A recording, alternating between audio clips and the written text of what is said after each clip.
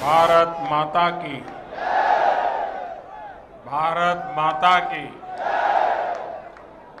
मध्य प्रदेश के राज्यपाल श्रीमान मंगूभाई पटेल, मुख्यमंत्री भाई शिवराज जी, रेल मंत्री अश्विनी जी, अन्य सभी महानुभाव और विशाल संख्या में आए हुए भोपाल के मेरे प्यारे भाइयों और बहनों, सबसे पहले मैं इंदौर मंदिर में रामनवमी का जो हादसा हुआ, मैं अपना दुख व्यक्त करता हूं। इस हादसे में जो लोग असमय हमें छोड़ गए, उन्हें मैं श्रद्धांजलि देता हूं। उनके परिवारों के प्रति अपनी संवेदना व्यक्त करता हूं। जो श्रद्धालु जख्मी हुए हैं, जिनका अस्पताल में इलाज जारी है, मैं उनके जल्द स्वास्थ्य की भी कामना करता हूं। साथियों, आज एमपी को अपनी पहली वंदे भारत एक्सप्रेस ट्रेन मिली है। वंदे भारत एक्सप्रेस से भोपाल और दिल्ली के बीच का सफर और तेज हो जाएगा। ये ट्रेन प्रोफेशनल्स के लिए, नौजवानों के लिए, कारोबारियों के लिए नई सुविधा लेकर के आएगी। साथियों, ये आयोजन जिस आधुनिक और भव्य रानी कमलापति स्टेशन पर हो रहा है, उसका लोकार्पण करने का सौभाग्य भी आप सबने मुझे दिया था। आज मुझे यहीं से दिल्ली के लिए भारत की आधुनिकतम वंदे भारत ट्रेन को रवाना करने का आपने अवसर दिया है। रेलवे के इतिहास में कभी बहुत कम ऐसा हुआ होगा कि एक ही स्टेशन पर इतने कम अंतराल में किसी प्रधानमंत्री का दोबारा आना हुआ हो।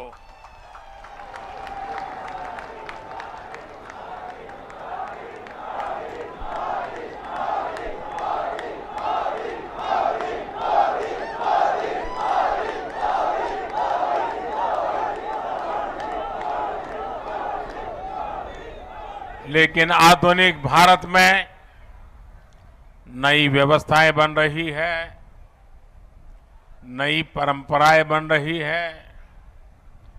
आज का कार्यक्रम इसी का भी एक उत्तम उदाहरण है। साथियों, अभी यहां मैंने जो यात्री के रूप में हमारे स्कूल के बच्चे जा रहे थे, कुछ पल उनके बीच बताया, उनसे संवाद भी किया। उनके भीतर इस ट्रेन को लेकर जो उत्सुकता थी, उमंग थी, वो देखने योग्य थी। यानी एक तरह से वंदे भारत ट्रेन विकसित होते भारत की उमंग और तरंग का प्रतीक है। और आज जब ये कार्यक्रम तय होता था, तो मुझे बताया गया कि 1 तारीख को कार्यक्रम है। मैंने कहा, भाई 1 अप्रैल को क्यों रखते हो? जब अखबार में खबर आएगी कि 1 अप्रैल को मोदी जी वंदे भारत ट्रेन को झंडी दिखाने वाले हैं, तो हमारे कांग्रेस के मित्र जरूर बयान देंगे, ये मोदी तो अप्रैल फूल करेगा।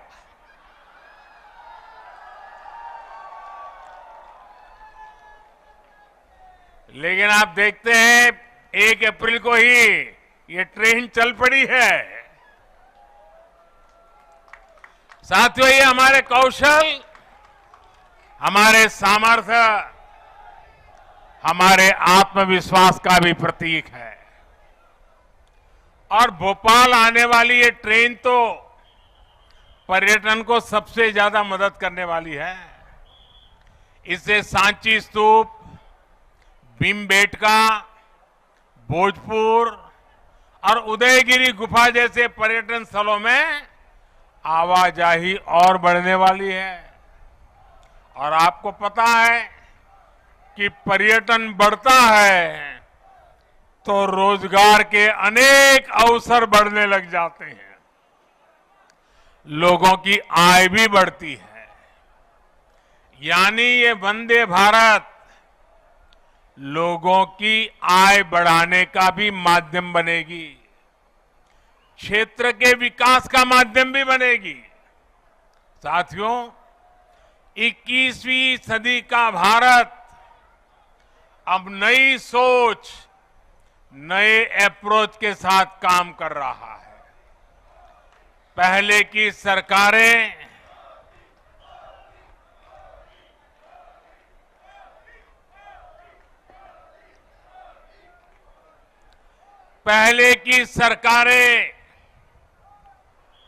तुष्टीकरण में ही इतना व्यस्त रही कि देशवासियों के संतुष्टीकरण पर उनका ध्यान ही नहीं गया।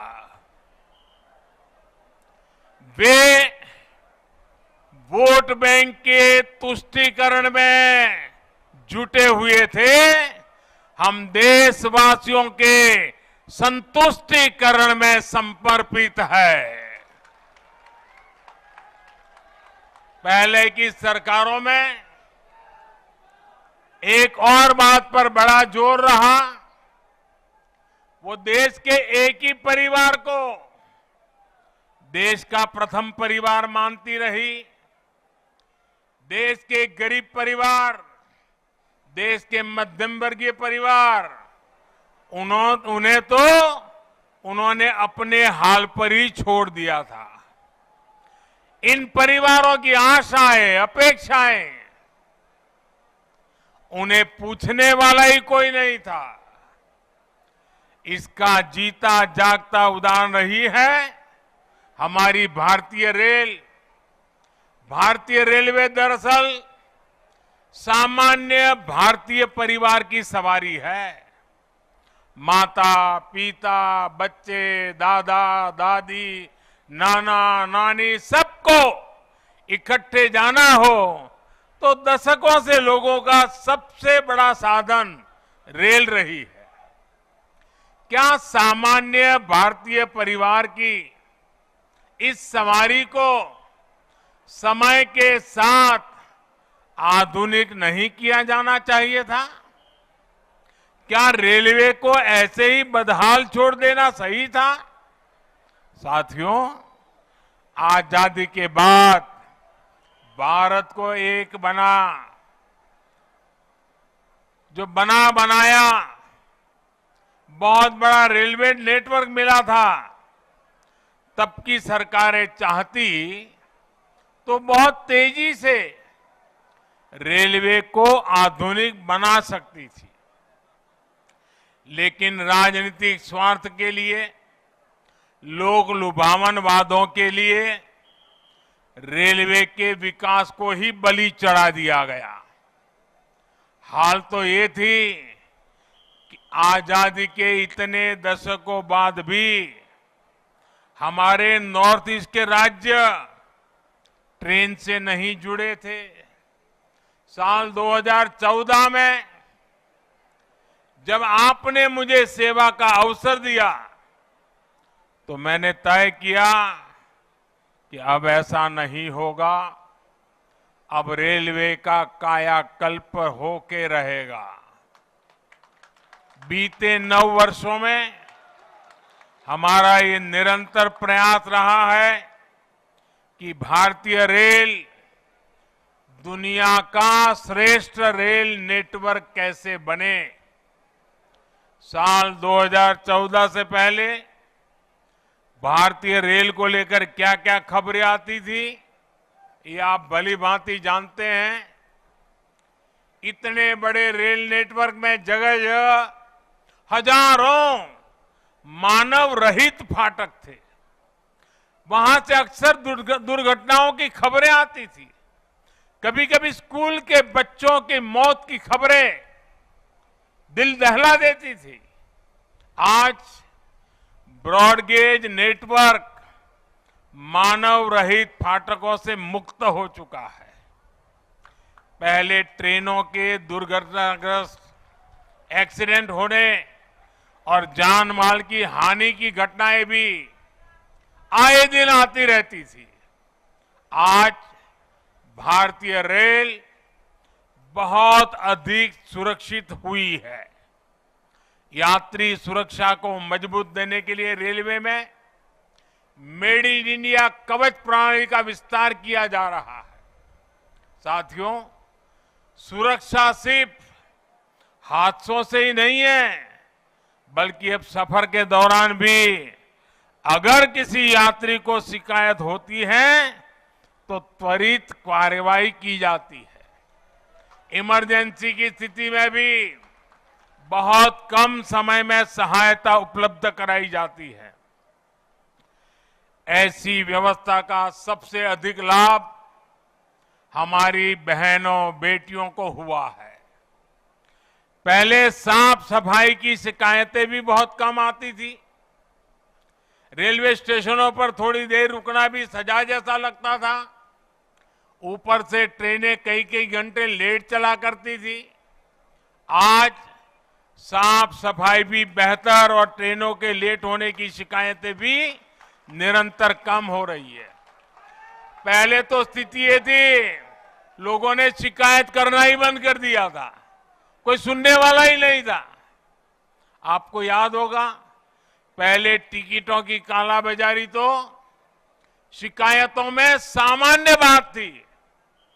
मीडिया में आए दिन इससे जुड़े स्टिंग ऑपरेशन दिखाए जाते थे। लेकिन आज टेक्नोलॉजी का उपयोग कर हमने ऐसी अनेक समस्याओं का समाधान किया है।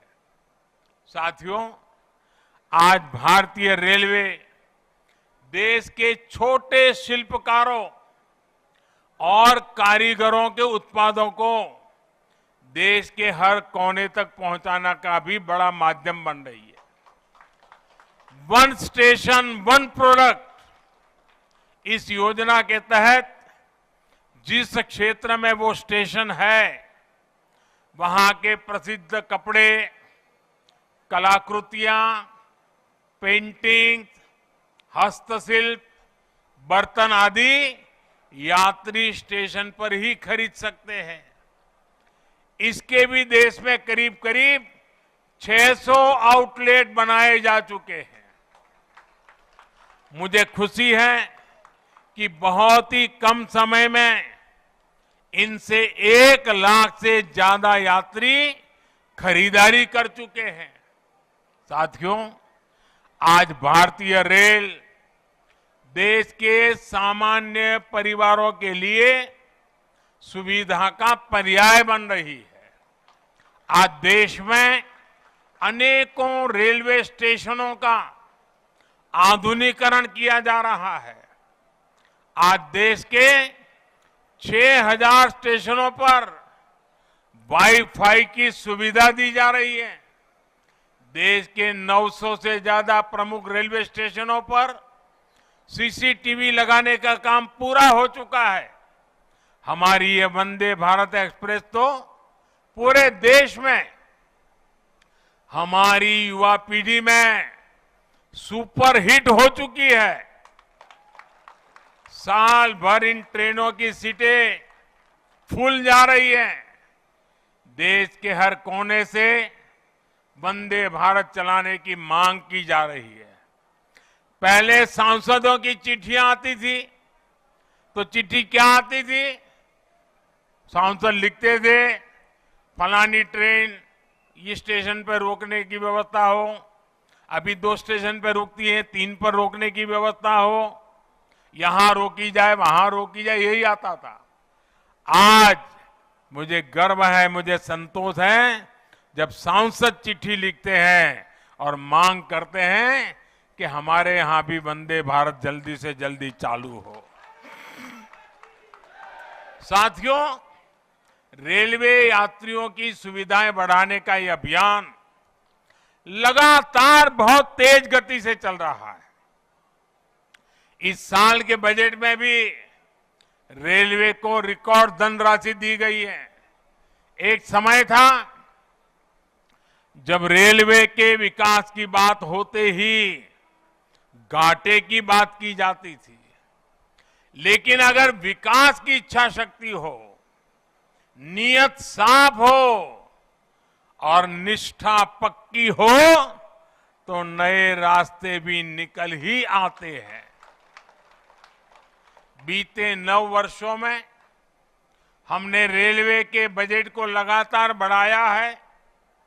मध्य प्रदेश के लिए भी इस बार 13,000 करोड़ रुपए से अधिक का रेलवे बजट आवंटित किया गया है, जबकि 2014 से पहले मध्य प्रदेश के लिए हर वर्ष औसतन 600 करोड़ रुपया, आप बताइए 600 करोड़ रुपए रेलवे बजट था। कहां 600 और कहां आज 13,000 करोड़। साथियों, आज रेलवे में कैसे आधुनिकीकरण हो रहा है, इसका एक उदाहरण इलेक्ट्रिफिकेशन का काम भी है। आज आप आए दिन सुन रहे हैं कि देश के किसी न किसी हिस्से में रेलवे नेटवर्क का 100% बिजलीकरण हो चुका है।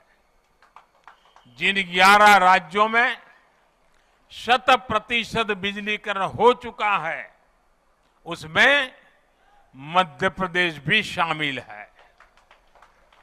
2014 से पहले हर साल एवरेज 600 किलोमीटर रेलवे रूट का इलेक्ट्रिफिकेशन होता था। अब हर साल औसतन 6,000 किलोमीटर का इलेक्ट्रिफिकेशन हो रहा है। ये है हमारी सरकार के काम करने की रफ्तार। साथियों, मुझे खुशी है मध्य प्रदेश आज पुराने दिनों को पीछे छोड़ चुका है। अब मध्य प्रदेश निरंतर विकास की नई गाथा लिख रहा है। खेती हो या फिर उद्योग, आज एमपी का सामर्थ्य भारत के सामर्थ्य को विस्तार दे रहा है। विकास के जिन पैमानों पर कभी मध्य प्रदेश को बीमारू कहा जाता था, उनमें से अधिकतर में एमपी का प्रदर्शन प्रशंसनीय है। आज एमपी गरीबों के घर बनाने में अग्रणी राज्यों में है। हर घर जल पहुंचाने के लिए भी मध्य प्रदेश अच्छा काम कर रहा है। गेहूं सहित अनेक फसलों के उत्पादन में भी हमारे मध्य प्रदेश के किसान नए रिकॉर्ड बना रहे हैं।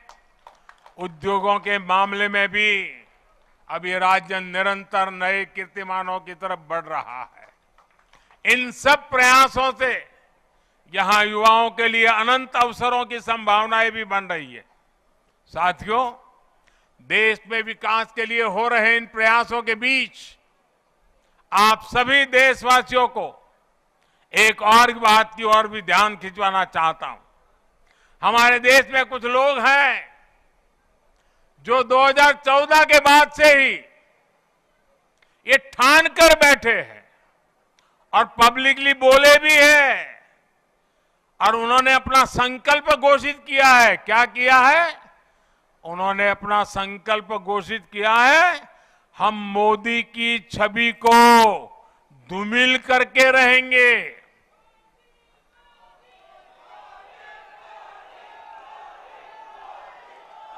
इसके लिए इन लोगों ने भांति भांति के लोगों को सुपारी दे रखी है और खुद भी मोर्चा संभाले हुए हैं।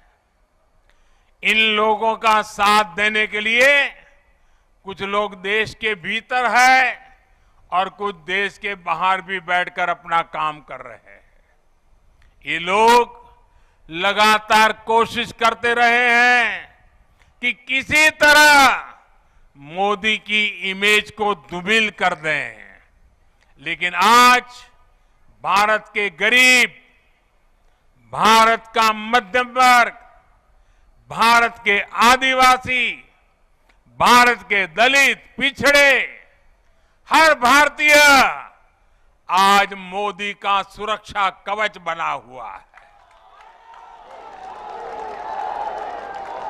और इसीलिए ये लोग बौखला गए हैं। ये लोग नए नए पैंतरे अपना रहे हैं। 2014 में उन्होंने मोदी की इमेज, मोदी की छबिल धूमिल करने का संकल्प लिया। अब इन लोगों ने संकल्प ले लिया है, मोदी तेरी कब्र खुदेगी। इनकी साजिशों के बीच आपको, हर देशवासी को देश के विकास पर ध्यान देना है, राष्ट्र निर्माण पर ध्यान देना है। हमें विकसित भारत में मध्य प्रदेश की भूमिका को और बढ़ाना है। ये नई वंदे भारत एक्सप्रेस इसी संकल्प का ही एक हिस्सा है। एक बार फिर मध्य प्रदेश के सभी नागरिक भाइयों बहनों को, भोपाल के नागरिक भाई बहनों को इस आधुनिक ट्रेन के लिए बहुत बहुत बधाई। हम सभी का सफर मंगलमय हो, यही शुभकामना के साथ बहुत बहुत धन्यवाद।